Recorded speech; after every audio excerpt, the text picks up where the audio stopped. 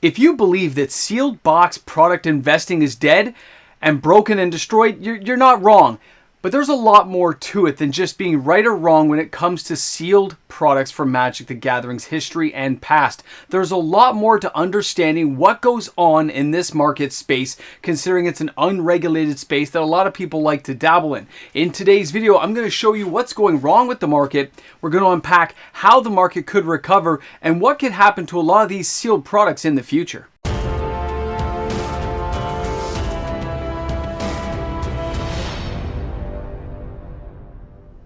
It is a terrible system that we have in place right now for Magic the Gathering in the secondary market, but unfortunately, it's the only system we have.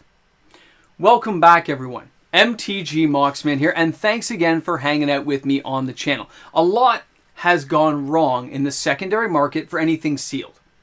Looking back in 2019 with things like Throne of Eldraine, things were all high and great. Oh my goodness, we had Zendikar Rising. Oh, everything was amazing. Ikoria blew my mind. We got Godzilla cards. This is just wow. Then we come around to 2023.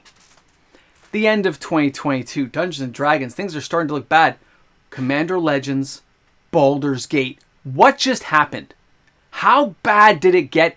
And why did it go wrong so fast? There's a lot to unpack in that kind of information I've just given you. It's scary, right? Now, if you're not a sealed box investor, you get to have a good time and laugh at a lot of people right now. Okay, this first part of the video, it's going to be very ominous and grim, and it's going to be sad and depressing, and that's okay. Because every dog has its day, and this video has a long way to go. So when you're thinking of sealed product investing, I can grab a box here. We got Oath of the Gatewatch. I paid $34.99. All right, $34.99. Now, is somebody going to pay me $34.99? Maybe. Maybe not, but this set's what, 2015? 2016. This thing is already 7 years old. If I sell it for $34.99, I've actually lost a lot of money. I have to ship it, track it. I'd lose half the money. I'd be selling this for basically 15 bucks. It's pretty bad, right? Not the best time to sell. It's also not the best time to buy. Because what Wizards of the Coast learned in this market space is people were saving, hoarding, and holding on to sealed boxes. They recognized that, and they printed more. And they printed fancier versions. They gave us box topper cards. Remember those? Yeah. They gave us cool little gadgets and gadgets, and they gave us set and draft, and they just met the market demand. But what the secondary market didn't know is it wasn't going to be all roses. It wasn't all going to work out for everyone. It wasn't going to keep going the way it was going to go. And eventually, it crashed. See, up to this point, we had never seen a mass exodus of booster boxes on the secondary market. Did you know that? It never had happened. Even in the dog days of Fallen Empires, they just kind of sat on the shelves. Sometimes distributors gave them to stores really cheap, like 20 bucks a box Canadian, but that was about the gist of it. Nowadays, when things are overprinted the way they've been, and what the sealed box collector community found out, and I mean any sealed product is, oh my goodness, look, they dumped it on Amazon at less than half the price we paid. How depressing is that? To know your financial value got cut in half before you even got it, and it'll basically take you 20, 25 years to ever dig yourself out. That's how bad it got, and that's why everyone left. That's what makes the market look like it's dead, dying, buried, 6 feet under, never coming back. It's why I stopped. I stopped at Dominaria United. Done. I stopped. I promised my LGS. I made my purchases, set, draft, collector boxes, and I was done. That was the end of it. I haven't bought any mass boxes since then. I get individual boxes usually just for display and maybe for some future stuff for the channel. That's it. Not investing any big money, not putting money into it because it doesn't have value. It doesn't have long-term potential. Sad, but it's true. When Wizards of the Coast found out what they could do and how they could twist and manipulate, they did. You can't blame them for doing it. They did what's best for the company. They took advantage of a loophole, exploited it until it crashed. So now, the market's destroyed. It's dead. No one's really talking about it or thinking about it. You're not seeing videos on it other than the odd video I do to update sealed box prices and stuff and what's going on in the market space. Now, I want to show you guys something here. Let's take a look at a really horrible, horrible thing from our past. I know if you've been around long enough, you're going to recognize this. Here is Fallen Empires. Booster boxes that had 8 card packs, 60 packs in a box. These things started gaining value, somewhere, honestly, like 2018, 2019, they started to gain. They were, over the $150, $200 mark. Took 20 years to get there. Went all the way up. Look at the high there. Look at that high. Not the 25,000, but it went around 1,500 US, and now it's come all the way back down. And if we look at the next image here, this shows the highs and lows. So the all-time high, 1,299 US, it's around 1,500 Canadian, and it's been losing ever since. It's been crashing down ever since. Now, this one just sold. If you looked on eBay right now, this thing is $479. That is 1/3 the price it was a year ago. 1/3 the price. Okay, 2/3 off. Crazy. 2/3 off. But what you have to understand, if you're new or even a veteran, it's only worth what somebody's willing to pay. And right now, no one's willing to pay what they used to pay. Nobody. When you get over that hump, it's a whole new world. It's not as bad as you think. Go back to 2018, 2019. I just told you boxes were $150. People were buying and selling those boxes at $150. They were still making money because they bought them at $30, $40, $100. They're still making a good markup. What people are comparing it to is the highs of what things used to be, what they used to pay. Up there, I got somewhere in the backdrop is an Ultimate Masters box, probably right behind Bruce Campbell's face. Necronomicon, Shop Smart, Shop S-Mart. Right behind his face is an Ultimate Masters box that I paid $480 Canadian taxes in. On eBay, a box of Ultimate Masters sold for $380. That is $100 less than I paid 5 years ago. What's going on? I just told you, though, the box sold. It just didn't sell for the price that I bought it at. The market space we're in right now is a buyer's market. Those who are willing to spend the cash, and in the race to the bottom for players who want to liquidate, they will meet themselves somewhere way down there from where the highs used to be. They are looking for deals. They are bargain basement hunting, and that's what they're doing, and they're coming out on top. If you want to have fun, just go on eBay, look at the sold listings, type in MTG Booster Box, and start going through the last few weeks. All kinds of stuff is sold. Hundreds of boxes. Crazy stuff all over the place. Look on TCG Player. Look on your local stores. Things are still selling, but they're selling at discount. Face to Face here in Toronto had new Capenna boxes for like $79 Canadian for the draft boxes. They sold a few hundred boxes. They weren't selling at $150, but they are selling at $79. Things are still selling. And why would somebody buy 20, 30 boxes of something?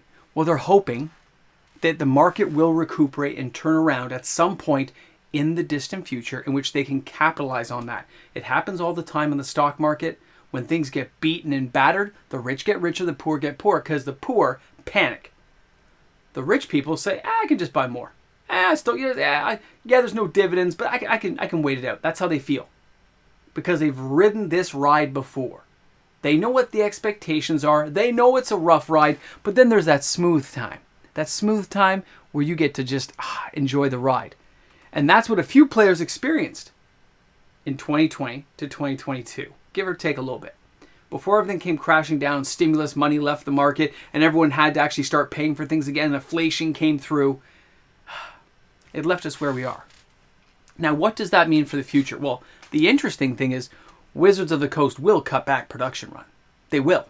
Because they're not selling as much, and we already know that a lot of the LGSs are cutting their orders. So does that mean future boxes could be collectible?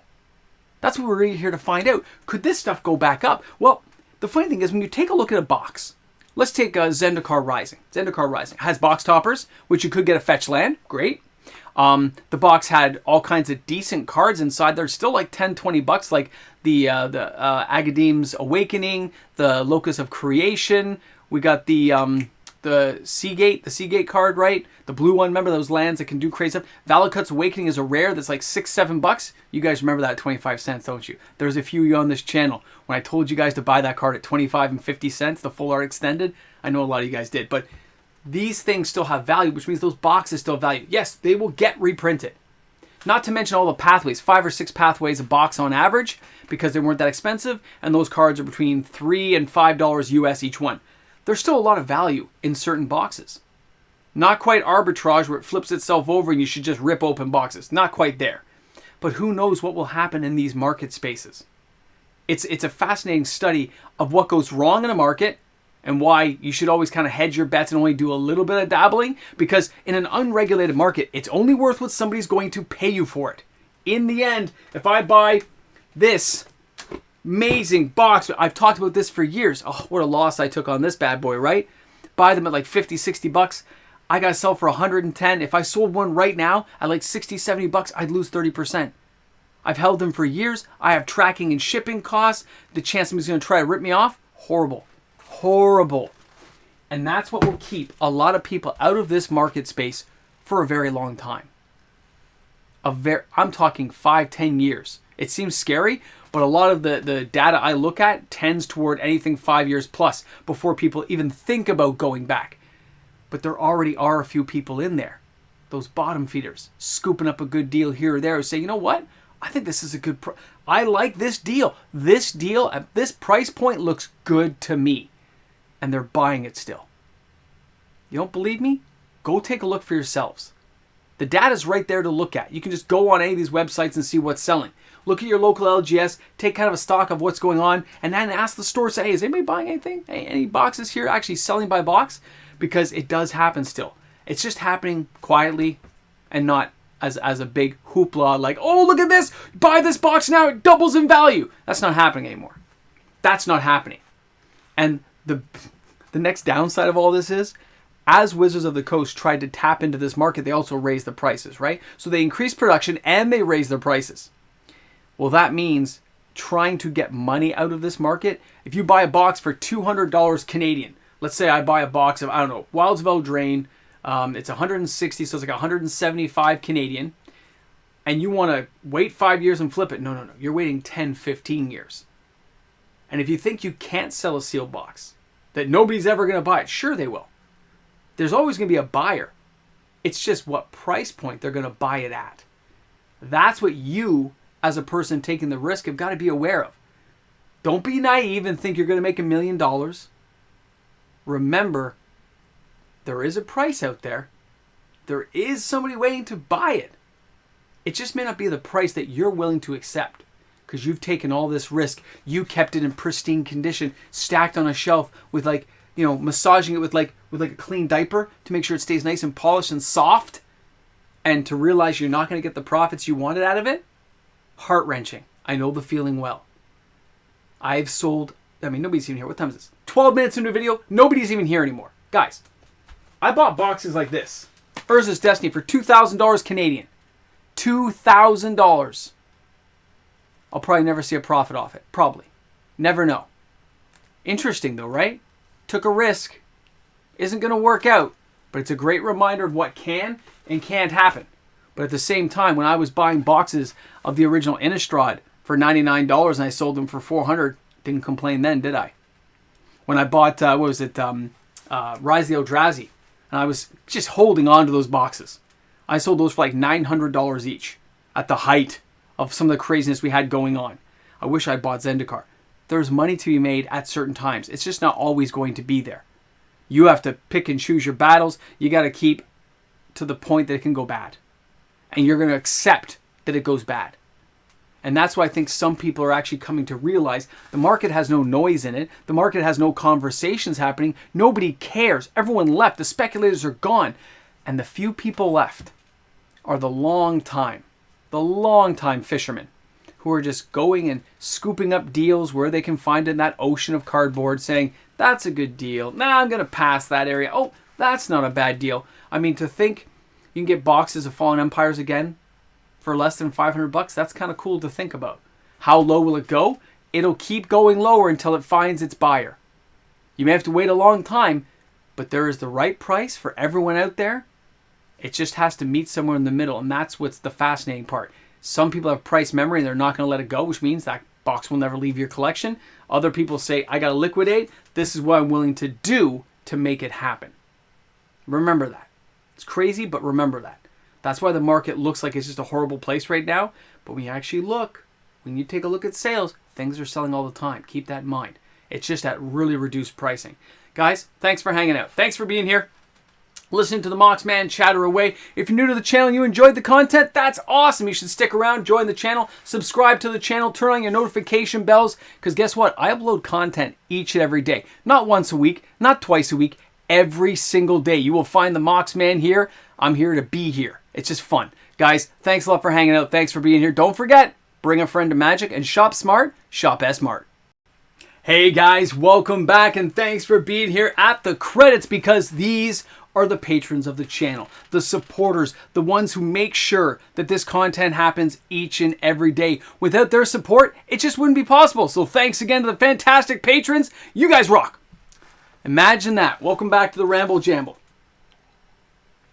Kind of a disappointing video at the beginning, right? Sounds all ominous and bad because that's what's happening out there. No one wants to pay these kind of prices at the high end. Nobody wants to buy a set booster box from Commander Masters for $500, $600 Canadian. But they would buy it for $150. Everyone has a price.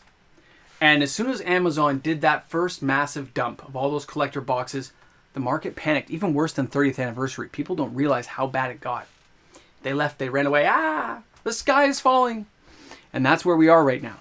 And because of that rip in the fabric of our personal reality of how safe we thought we were with sealed box investing, it's the mutual fund. Remember that? We are where we are. Now, does that mean the market can't bounce back? Don't fool yourself. If Wizard cuts back production runs, gets back to an equal space, total things could turn around. They always can. Never say never. But you know what? At the same time, it's going to be this way for a long time. It's not going to fix itself overnight. That's not how things work. It's going to take a lot of effort, and you have to find people who want to buy those boxes. That nostalgic history builds over time, decades. It doesn't happen overnight. You need people to have been teenagers, grown up, become adults, and want to buy the boxes. So if you're a person who's thinking about doing this, you can hit me up on the messages, Discord, email. But I would definitely recommend dabbling only. One box here, one box there. Keep money flowing into, let's face it, stocks and bonds are doing really good on interest rates. It's crazy how much cash is worth right now and how low collectibles are. But if you can get a good deal, it's understandable why you'd be interested in doing it. Either way, let me know, guys. Thanks for hanging out. Thanks for being here. Clean your space, man. Look around you right now. You're in your living room, dining room. You're in a subway system with me on your phone. Wherever it may be, look around. Pick up some trash, man. I'm watching.